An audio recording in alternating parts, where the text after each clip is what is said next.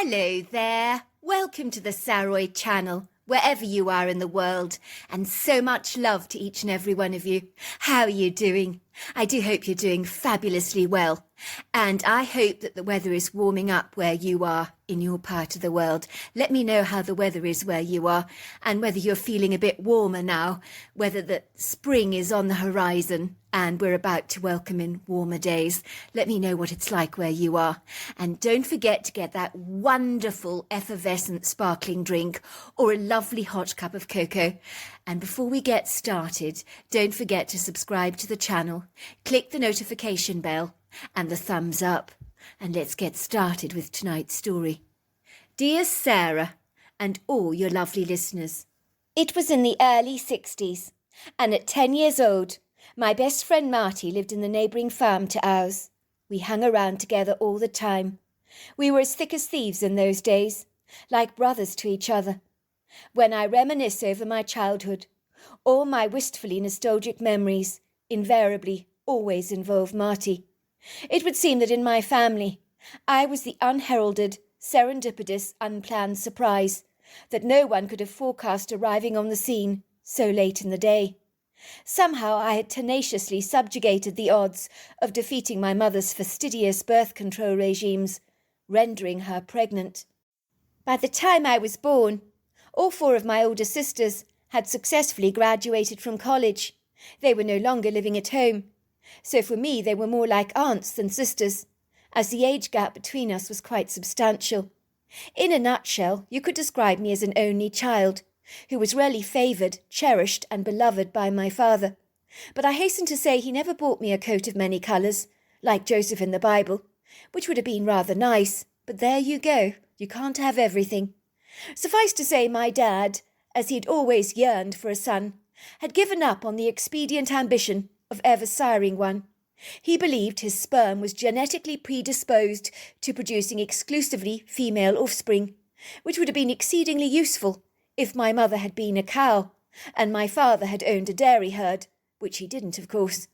Jokes aside, in truth he believed his sperm was firing off female 2X chromosomes on all cylinders, as his older brother Montgomery had raised 14 children, of which none had been boys. What were the odds of that happening? When my mother was pregnant with me, they automatically assumed I was yet another girl on the way. Indeed, they were so confident about this fact that my mother had already knitted pink clothes for me, and at her hen party all her girlfriends had given her pink gifts. She had decided upon a name for me. I was to be called Rosalind Holmes. When I was born, that's after a great deal of kicking and screaming, I took quite a lot of time leaving the safe confines of my mother's dark, cosy womb and entering upon this world. The nurse said, "Congratulations on your baby, Mr. Holmes," to my father. "It's a boy." As she came out of the hospital room to usher him in, to my mother's room, who was sitting up in bed, holding me in a pink blanket and brightly smiling at my father, "Can you believe it?" she says to him. "Your wish has come true. We've had a boy." My father thought there was a grievous mistake. There had to be. His whole family line only ever produced female offspring, did they not? But when he checked my anatomy, he realised I was indeed a boy. He began to dance around the hospital ward jubilantly, singing at the top of his voice. He was so thrilled. Everywhere he went, he told everybody, "I've had a boy! I have had a boy!" It was a miracle of note. At least my father thought it was. He was convinced the prayer request that he had placed in a tiny crack in the Wailing Wall in Israel had finally come to fruition, even if God had taken a hell of a long time to finally answer it. My mother told me never ever to tell my sisters about my father's rapturous delight that he had exhibited that day, as she didn't want my sisters to feel less appreciated by him. It must have taken my parents 2 weeks to finally agree on a name for me. In the end, it was decided that I would be called Cameron Fergus Holmes, as I came from a strong Scottish lineage in my distant family roots on my father's side, a heritage he carried with a measure of pride. One beautiful morning in early spring in western Kentucky, when the Japanese magnolias, the eastern budwoods, dogwoods and cherry trees were extravagantly in blossom, which me and my friend Marty called confetti trees, as they were covered in a plethora of pretty blooms, and the moment they burst forth with blossom, we absolutely knew that spring had arrived, for this was to us the quintessential first sign that winter was finally behind us. We had so much to look forward to. It would mean that this year's corn would soon be planted, and that the sunny weather was going to return, which is something we eagerly embraced, especially in spring, which is quite simply the best time of the year here, as the temperature is quite literally perfect, neither too hot nor too cold. Regretfully, late summer in Kentucky can sometimes be hot and muggy. If me and Marty were birds, we would definitely have serenaded and embraced the arrival of spring with joyful twitters. But given we were both tone deaf and couldn't sing at all, it was good that we didn't open our mouths at all, I hasten to say. We could explore the countryside more in spring than any other time of year, rough it on our mountain bikes, climb trees with the weather being a congenial friend, rather than harassing us with frequent bouts of inconvenient, annoyingly biting, hostile, cold, wet weather. I remember my mother used to hate me coming indoors after I'd been running around the farm in winter. There was so much mud everywhere. I don't even know where it all came from. It seemed I had this masterful way of plastering the place with mud. It would invariably end up in the most obscure places, like the side of the sofa, on the edge of the refrigerator, or in my father's sock drawer, which would drive my house-proud mother completely dilly. "For goodness sake, Cameron," she would say, "how many times have I told you to leave your muddy boots in the entrance hall? Why don't you ever learn?" If we got thick snow during November, our farm would become an adventure playground for us, where me and Marty would go tobogganing, snowshoeing, and snowball fighting together, which was loads of fun for two 10-year-old boys.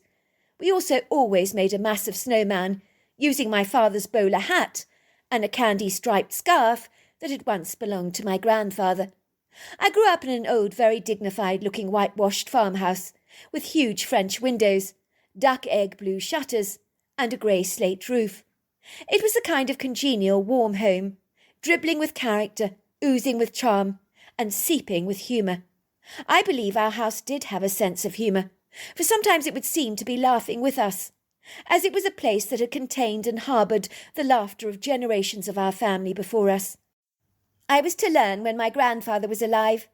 His booming laughter was so loud, it rattled the walls and windows of the house, with his thigh-slapping hoarse laughs that invariably involved lots of snorting. All these years later, long after his death, sometimes for no fathomable reason whatsoever, the house windows would involuntarily rattle and vibrate.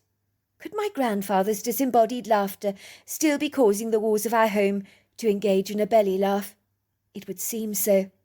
Our sumptuous cosy home had remained nestled in the heart of a viridescent valley for over 250 years.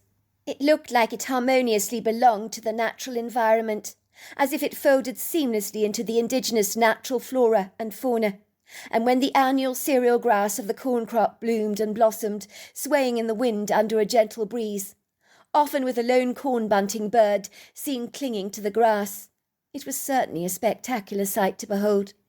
We always had a scarecrow standing up in the field. My father created it as a perfect imitation of himself, and it was an excellent likeness.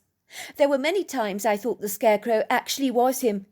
He had designed it to be portable so that it could be moved around the fields frequently, so the birds never ever cottoned on to the fact that it wasn't actually my dad. Our symmetrical farmhouse had stood up proud and tall. It demanded your attention. It seemed to sense that it was loved and adored. It possessed a tin roof. I never forget that, as there is nothing to beat the sound of rain pelting down on a tin roof. It's one of the cosiest feelings in the world. Our 2-story farmhouse was a substantial size, overlooking fields, vast fields of corn, from beyond our front yard. My mother kept our home naturally in pristine condition, as she derived a certain amount of pleasurable satisfaction from buffing up the house so it shone like a bright new pin. You'd have to scour our home with a fine tooth-comb to find even a drop of dust or a lone cobweb dangling on the corner of a high ceiling. I remember it always smelt of homemade bread and of lily of the valley. The latter was my mother's all-time favourite perfume that seemed to linger all over the house and become one with its natural smell. In my childhood there was one day that protrudes in my mind, like an elevated ocean wave, leaping and soaring and bounding above all my other memories, so much so that it is indelibly entrenched in my mind, and like a stubborn piece of heavy farm machinery, it simply refuses to budge from my recollections all these 50 years later. For me that morning is as clear and translucent in my mind today as it was all those years ago, almost as if I'm looking through a mirror. I awoke with the pale blue and grey mohair curtains on my window, blowing in a breeze, billowing against the window, as it had been left slightly ajar overnight. A cool breeze blew generously into my room, filled with the sweet scent of magnolia blossom, and the whole room was infused with a soft warm light that appeared brighter than usual. The warmth of the morning sun dappled my blue comforter in a bright golden light. My bedroom in those days had Wedgwood blue walls covered with posters of bush planes flying over mountains and glacier lakes in Alaska, and shelves displaying model aircraft, as I was exceedingly zealous about planes in those days, and secretly fancied myself flying my own bushcraft over Alaska some day. Suffice to say, that has never happened, although I did become a car mechanic later on in life, working with all kinds of engines. I trudged over to the window, glancing out of the glass pane. I could see my mother in the backyard with her chestnut flip bob blowing in the wind. She was wearing a pink and purple flowering shift dress with a gingham apron tied around her middle, and carrying a bowl of chicken seed in her hand, which she was throwing out generously for the hungry chickens, a mix of Rhode Island Red, Plymouth Rocks, Dominique and Brahma chickens, who were pecking the ground happily. I could see that the sky was so blue, without a white fluffy cloud in sight. The confetti trees in our yard were ablaze with blossom. It was a kind of congenial, happy day that had me dashing to my wardrobe to throw on my clothes, a short pantsuit with long socks, and my sneakers, as I wanted to be out there, basking under the warm rays of the sunshine, exploring the countryside on the back of my bike with Marty. "Hi, Mum," I said, running out of the kitchen door towards the shed to grab my bike as quickly as I could. "Sweetheart," she says to me, "where are you going? Aren't you going to have some oatcakes for breakfast? You shouldn't start the day on an empty stomach. Even our chickens know better than that." Was she kidding, I thought. The last thing on my mind was food. "Not hungry," I shout, as I quickly climb on my bicycle and ride down our long driveway through the gates, taking a right-hand turn on the precarious dirt road that is strewn heavily with rocks towards Marty's farm. And then I cycle past the rusty open cattle gate with the faded sign that reads Moonlight Ridge towards his father's red barn that is about 50 feet away from the main farmhouse, an unremarkable, prosaic-looking, rather deflated, sad, subdued-looking building that has almost certainly seen better days. It seems to be expressing the underlying pessimistic hopelessness of its beleaguered inhabitants. Even the large glass windows of the farmhouse are smeared, as if glass cleaner has not been applied to their surfaces for a remarkably long period of time, while the sagging roof looks like it's crying out for attention. I wouldn't be surprised if it actually leaks. I throw my bicycle up against the barn wall, climbing off my bike, blowing my whistle 3 times as loudly as I can. I wear it around my neck at all times, attached to a red ribbon. Marty never likes me to go to the back kitchen door when his dad's at home. He knows when he hears the whistle that I'm announcing my arrival on the farm, so we can hang out together. I always get the impression that Marty does not like his dad at all. I've never been invited over to his farmhouse when his dad's around, which my mother always says is conspicuously revelatory. She tells me she's seen him around town on several occasions. She'd say, "Scary-looking man, shifty eyes, thin mean mouth." Do you know I said hello to him once? I'm your next-door neighbour. My son Cameron hangs around with your lovely boy Marty. Can you believe it? He just snorted contemptuously at me, walked off, never so much as even acknowledged me. I mean, how rude is that? Mrs. Thomas, who was talking to me at the time, told me not to take any offence by it, as he's naturally a miserable, cantankerous old sod. I do pity his wife, says my mum. Imagine being married to him. No wonder his wife always looks like a frightened mouse. I invited her over to tea once and she said, "No thanks, I really can't. I'd love to see what goes on in that farmhouse behind closed doors." I only had ever been inside Marty's family farmhouse a handful of times, when his mother was always present. She was the most quiet, unassuming woman I'd ever met, the kind of person that almost apologised for existing, as her self-esteem was possibly the size of an ant's egg, minuscule, microscopic.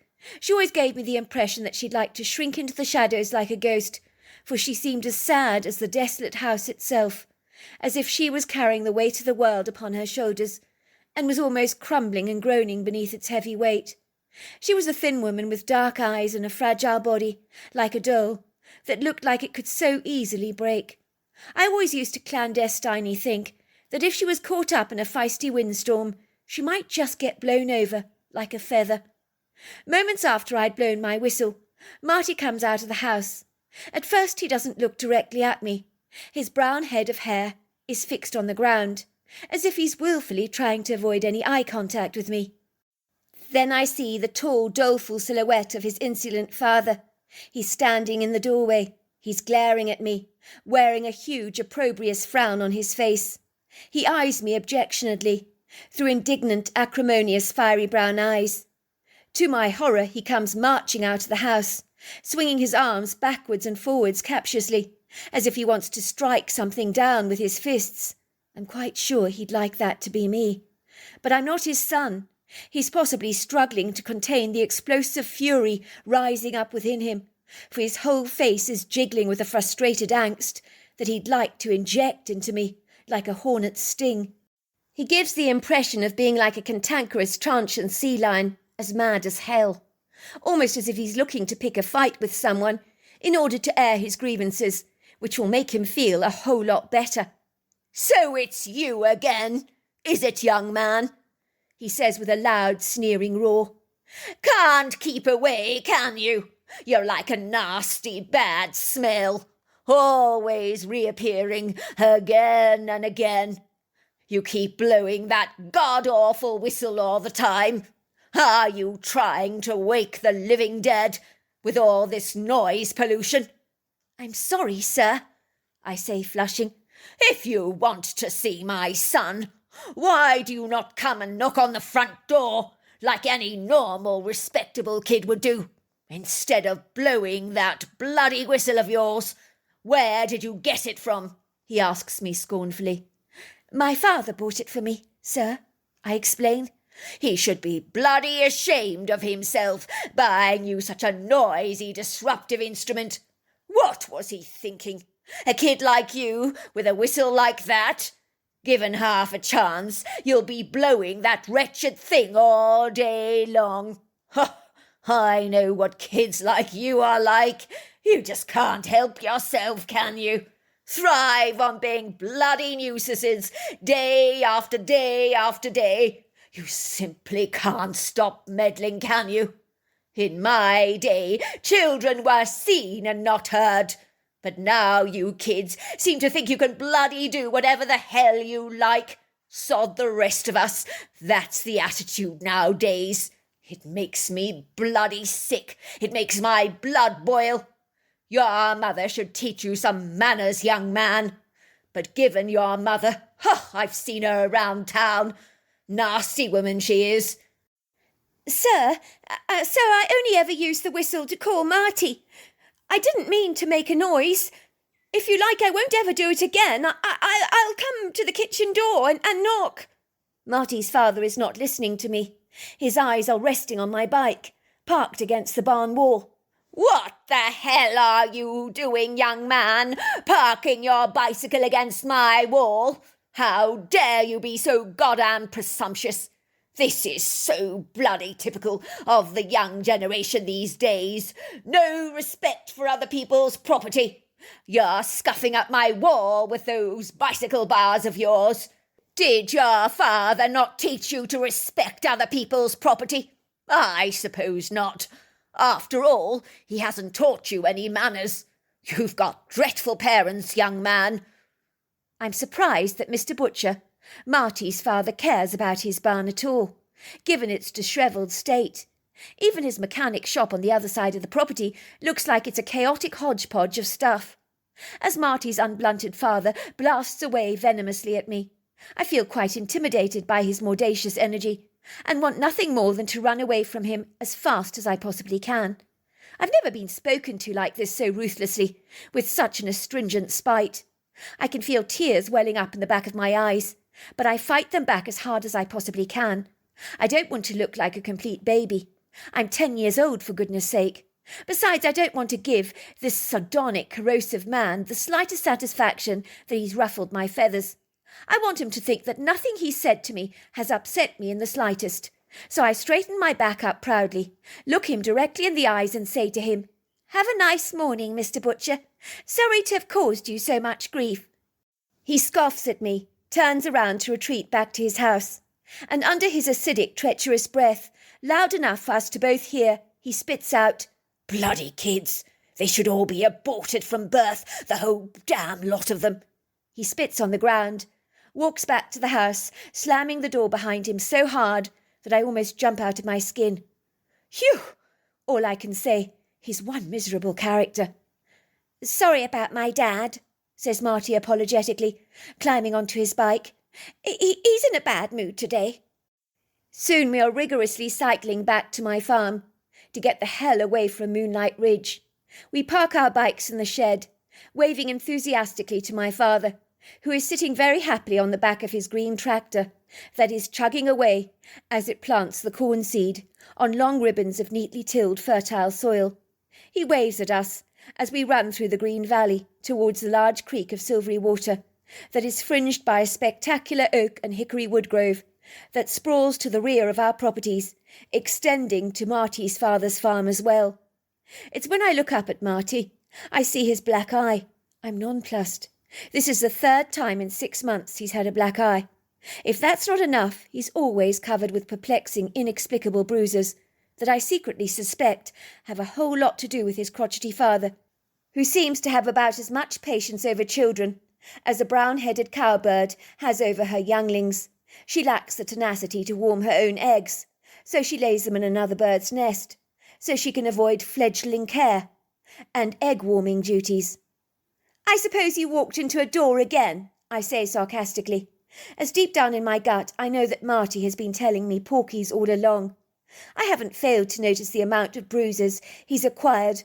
I've heard every excuse under the sun, from him tripping over the ladder in the barn, falling over the Labrador dog, bumping into a tree, walking through a pane of glass.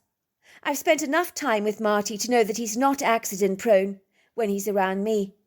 On the contrary, he's much more agile than I am.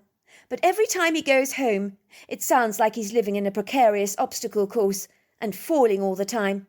He's always covered in mysterious, ambiguous bruises. Sometimes I've seen him hobbling out of his house in pain, as if he's really been beaten up exceedingly badly.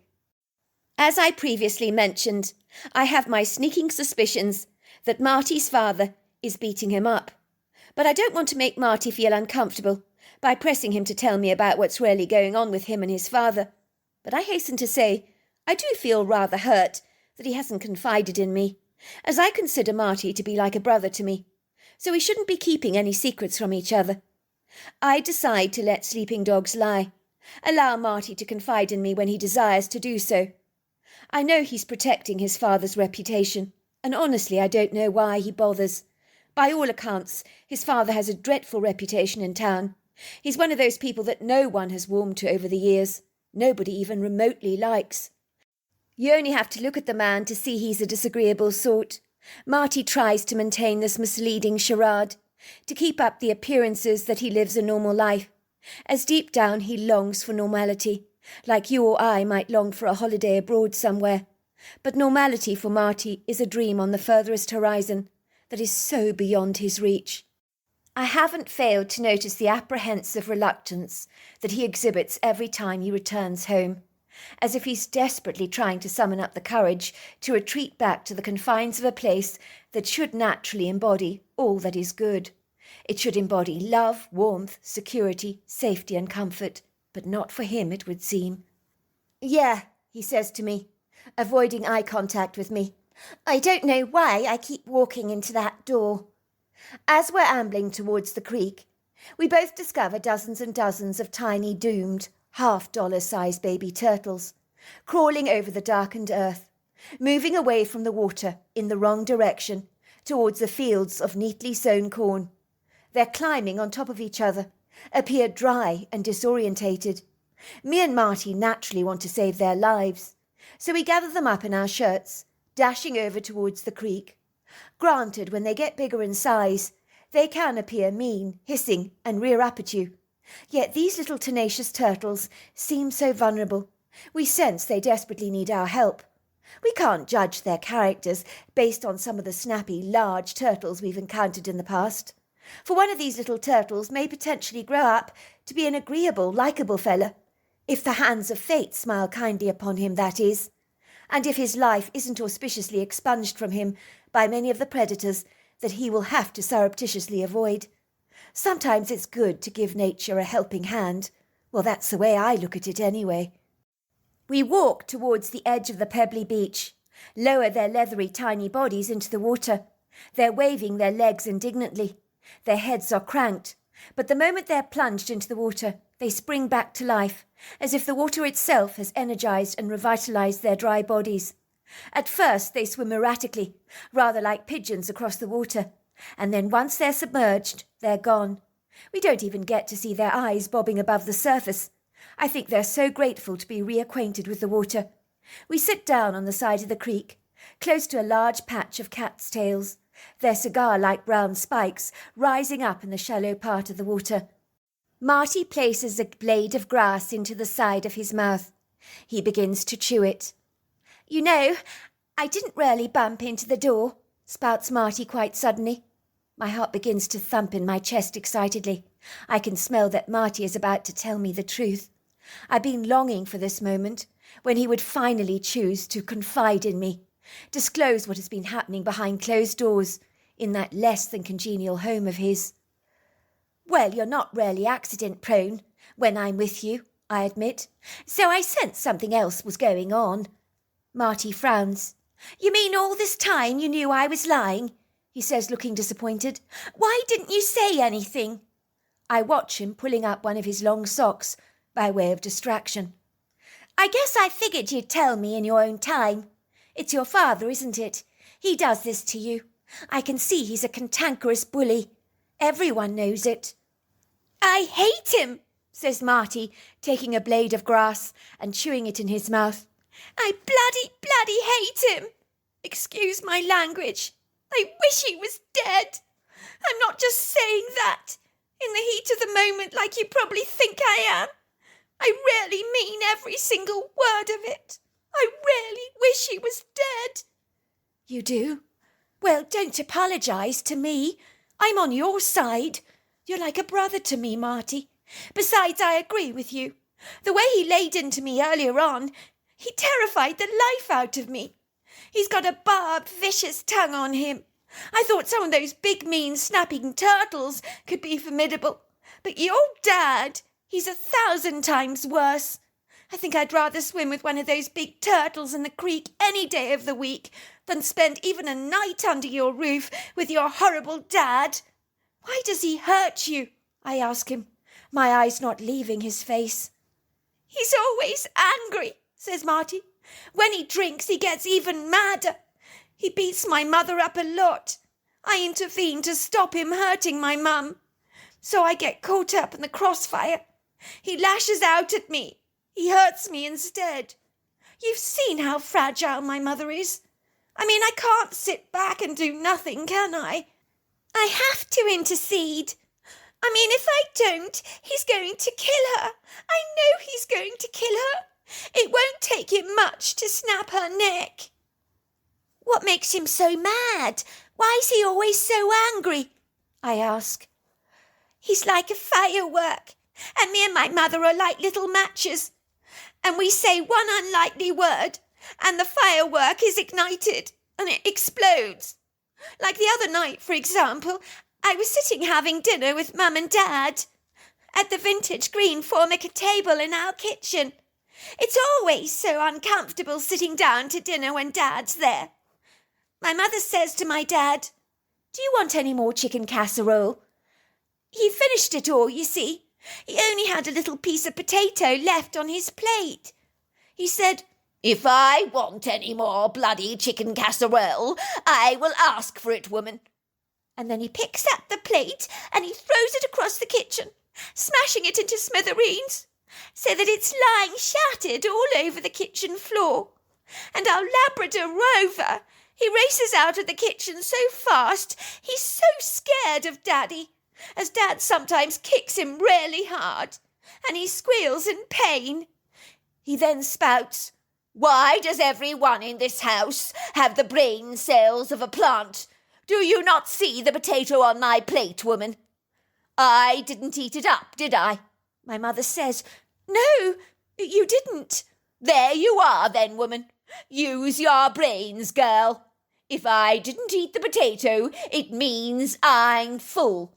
If I'm full, it means I don't want any more bloody chicken casserole. And while we're talking about your chicken casserole, it might be nice if you weren't such a lazy bugger, and you put some dumplings in it from time to time. My mother always made dumplings for the family when she made chicken casserole, and she's had many more mouths to feed than you've had. Needless to say, she was a far more superior cook than you are, infinitely better. But that wouldn't be hard, would it? For a start, the food actually tasted good." "I'll make you dumplings next time, I promise," my mother says. My father snorts, "Next time! You'll make me dumplings next time! Oh, isn't that really nice? Isn't that rich? It's always next time with you, isn't it? Always away in the future. You're a lazy bugger. You always have been." And then my horrible father, he grabs my mother by her hair. He pulls her really hard so she's crying out in pain because he pulls her hair really, really hard. And then he drags her to the doormat, and my mother is crying and begging him to stop. She keeps saying, "I'm sorry, I'll make you dumplings next time, I promise you. I'll make you dumplings," she blurts out. But of course, my father doesn't listen. He doesn't care. He's enjoying hurting my mother. He likes it when she's upset. He seems to get pleasure from it. I say to him, "Daddy, please leave Mummy alone. Don't hurt her." I'm standing in front of my mother, trying to protect her. The next thing I know, he plunges a fist right into my eyes. "How dare you interfere, Marty? This is between me and your mother. We're having a nice chat together. Now leave us alone. Go to your bedroom at once. Do you hear me, boy?" "It sounds like your dad's not right in the head," I say. "I mean, why is he so volatile, so explosive? Why doesn't your mother leave him?" We did try to escape once, but my father caught us, dashing into the truck. He locked us both into the closet for a whole week. He fed us dry bread and water. That's all we got. "You're kidding? That's despicable.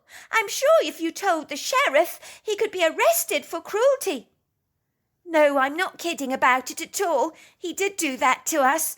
Now you know why I want to kill him. Now you know why I hate him so much.